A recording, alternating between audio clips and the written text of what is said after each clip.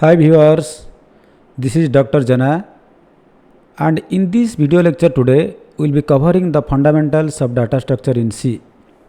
This is the most awaited video and so many students are requested to teach data structure professionally. In this video, let us see the outline. First of all, we will go for the fundamentals of data structure in C, the different data structures and the different type of algorithms we will be using. Then the complexity in the data structure and the various data structure like array, string, linked list, heap, hash table, graph tree, and also we'll be going for some of the algorithms like searching and sorting algorithms.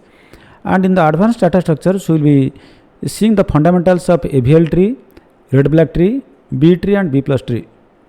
Okay, this is the video we'll be covering today, and the next video we'll be going in details how to go for this the balancing in the AVL tree and the detailed program red black tree, insertion deletion, similarly B tree and B plus tree. So fine. So now let us have an idea about the difference between a variable, a data type and a data structure, because these are all confusing sometimes. As we know that a variable can contain a reference to a data structure, but it is not a data structure. Is it clear? So variable is not a data structure, that is frequently asked question, but it is a reference to, or it contains a reference to a data structure. When coming to a data type is one of the form of a variable to which the value can be assigned to a given type only, and this value can be used throughout the program. And a data structure, if you see, it is a collection of data of different data types, and this collection data can be represented using the object and can be used throughout the program. And we conclude like this: a data structure is a collection of different type of data on which a specific set of operations can be performed, and it is a collection of different data types. So now it is clear that this data structure, it is a way of storing and organizing the data so that effectively some operations can be done on that one. So that is the main thing in our data structures, right?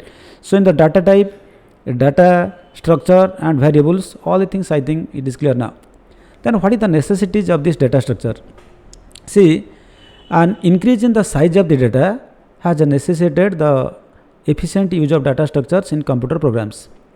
Data, if it is not organized in a structured manner, the performance will be very difficult, and also handling them it will be very difficult.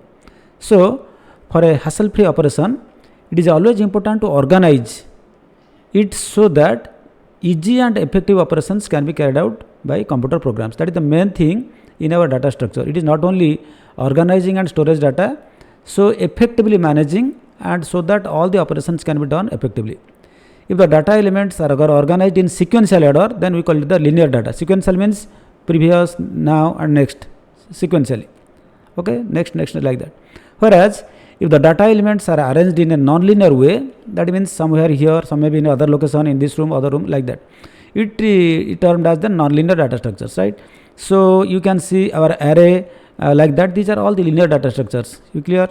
So we know it is indexing, zero indexing the first element, first indexing the second element, second index, like that you can go for. Now come to this data structures. A data structure is defined as a particular way of storing and organizing data in our devices to use the data efficiently and effectively. That are two different things, efficiently and effectively. And the main idea behind using data structure is to minimize the time and space complexity. This is another dimension. So time complexity, you can understand the time it takes to execute the program. Space complexity means the space it required to store the program or the data. So it is to be done with the minimum time, with the minimum space. So that's why the term we come across, that is the complexities. It is both space complexities or the time complexity. So an efficient data structure takes minimum memory, okay, that is the space, and the required minimum time to execute the data. That is the two things you have to always remember while we are going for the data structures. Then we go for the different types of data structures. So knowingly, non-knowingly, we read a number of data structure. Array is one data structure, string is one data structure, linked list is a data structure, matrix or grid it is also data structure, stack is a data structure, queue is a data structure, heap is a data structure, hash and hash table, these are data structures. Then the different tree data structures like binary tree, binary search tree, balanced binary search tree. These are also the other like the AVL, 2, 3 tree, as well as the red and black tree. You get it now. So B tree, B plus tree, all these are the data structures, and in addition to that we are having the graph data structure. So these are the things we are going to cover. Then let us see what are the different type of algorithm and what are the different type of, because we thought it is a DSA, data structure and algorithm. So now let us focus on this algorithm. First we know what is algorithm. It is defined as a process or set of well defined instructions that are typically used to solve a particular group of problems or perform a specific type of calculations. This we know as it is algorithm. To explain in simpler form, it is a set of operations performed by a step-by-step manner to execute the task, right? Now we have the following many number of algorithms. One is the searching algorithm, one is the sorting algorithm, divide and conquer algorithm, greedy algorithm, recursion, backtracking algorithm, dynamic programming, pattern searching, mathematical algorithms, geometrical algorithms, then bitwise algorithm, randomized algorithms, branch and bound algorithms. This much of algorithms are there, but we will be focusing few of them. We cannot cover all the things in a short span of time. It's clear? Now, as I told you that in the data structure, the most important part is the complexity. So, to complete or the complete process to learn the DSA, data structure and algorithm from scratch, we can break into 4 parts. That is, learn about the time and space complexity, that the first one. Learn about the basics of the individual data structure, second one. And learn the basics of algorithms, what we are learning now. Third one, some practice problem on the DSA, data structure and algorithms.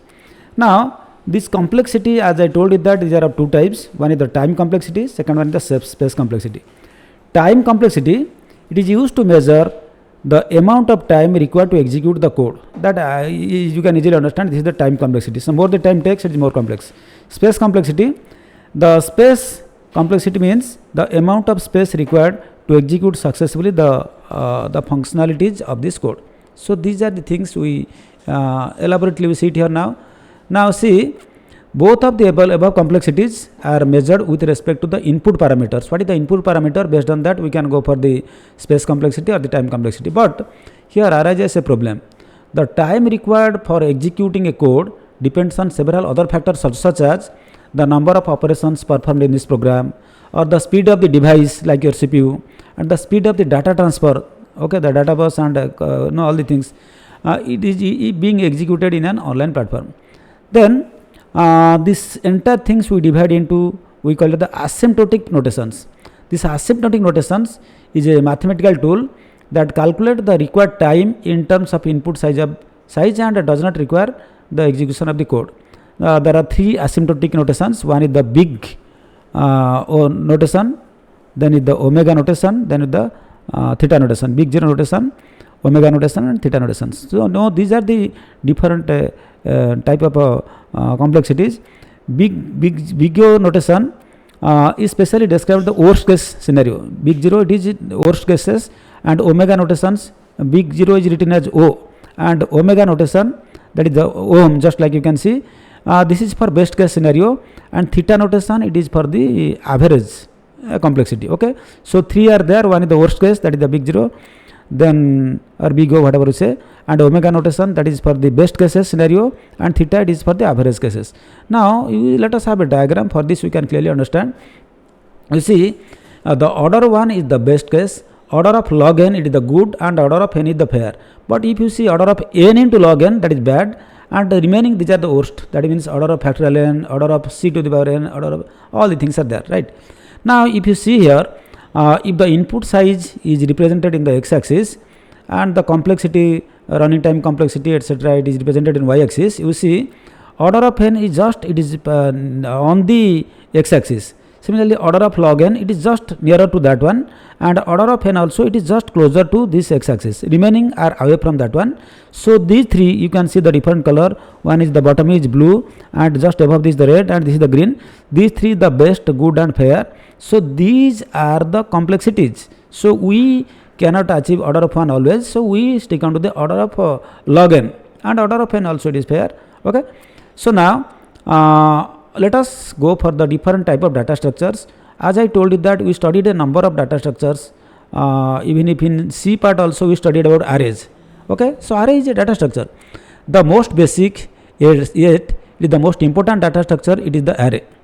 So it is a linear data structures, as I told you that. So it is all these the data items will be stored in consecutive locations. Okay, an array is a collection of homogeneous data types where the elements are allocated contiguous or continuous memory. Because of this contiguous allocation of memory, any element of an array can be accessed in constant time. Okay, so each array elements has a corresponding index number also. These are zero indexed, as I told you that, because the first element will be stored in the zero index, next one in the first index, like that. So it stores homogeneous means similar type data. Suppose number means purely all the array elements will be numbers. It's clear? So it stores homogeneous elements at memory locations which are contiguous, and the same type of objects are stored sequentially in an array. And the main idea of an array is that multiple data of the same type can be stored together. That is the things. For example, I say, suppose I want to store the roll number of CSE final year students. So we have 140 students. So shall I declare 140 different variables to store all the things? Instead, what I do, I declare a array size of 140, and all the numbers are stored in the zero indexed format. So 0, 1, 2, like that. So before storing this data in an array, the size of the array has to be defined. That is the most important thing, because it is static in nature. You cannot increase while executing. So any element in the array, it can be accessed or modified, and the elements stored are indexed to identify their location. So indexing to just to identify their storage, where it is there. An array can be explained with the help of a simple example of storing the marks of all the students in a class. Suppose there are 20 students, then the size of array has to be mentioned 20. This is the size. The marks of all the students can then be stored in that created array without the need of creating separate variables.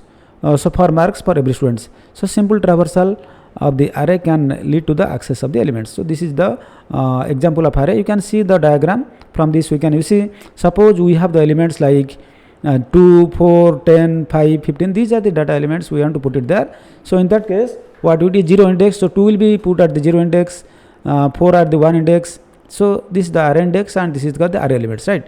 Then the next type of data structure is the string. So string is also a type of array, but it can be interpreted as an array of characters. So suppose I want to put my name G Jana. Okay, so here the string str, which is equal to G Jana, it will be under double quotation. Then index 0, 1, 2, and the string str starting with G, 0 indexed, first index, like that. The last one will be /0. You see here, this is the end of the line, right? So a string is also a type of array, and it can be interpreted as an array of characters, but it has some special characteristics, like the last character of a string is a null character. This one, this is /0, to denote that the end of the string. Also, there are some unique operations like concatenations, which concatenates two strings. Suppose one string is Gunamani, another is Jana. So I can concatenate Gunamani Jana, like this. It's clear? So then we go for the linked list. So as the above data structures, the linked list is also a linear data structure. So don't confuse that. Linked list is also a linear data structure, but linked list is different from this array. How? I'll tell you. In its configurations, it is not allocated to contiguous memory locations. What happens there?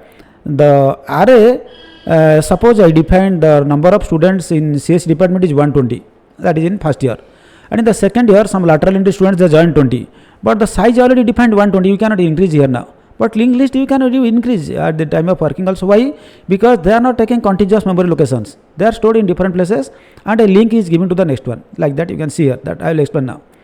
Now, instead, each node of the linked list is allocated to some random memory spaces, and the previous node maintains a pointer to the that point to the node. So this is some data, and this is the pointer to the next one. Okay.